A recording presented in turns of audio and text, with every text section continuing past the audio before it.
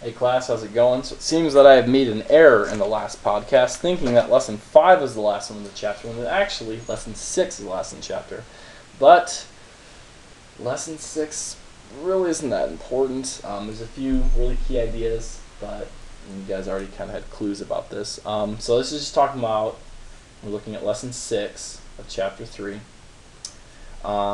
This is really just talking about plants in everyday life. And so what role does a plant play in an ecosystem? And again, ecosystem, this just is like saying habitat or environment. So what does it do for its environment?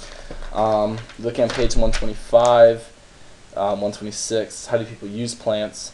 You could probably list off a whole bunch. Your house is built from plants. That wood, when you play sports, especially like baseball bats, it's going to be made of the paper that you're writing on.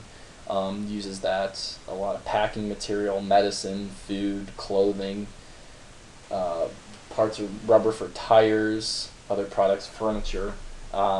So yeah, you're going to have all these different things coming from different parts we can get from plants.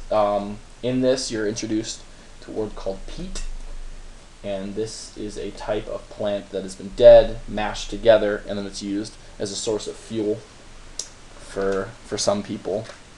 But other than that, it just wants to know, how do people use plants? So maybe a little activity you can do is, get your younger brother, sister, mom, dad, just to list down all the different ways that they think we use plants in our everyday life. And again, you can look on lesson 6 to kind of get a clue of maybe ones that you would have missed. But other than that, I think you guys are pretty familiar with plants. So that's all I have from lesson 6. So I will see you in class.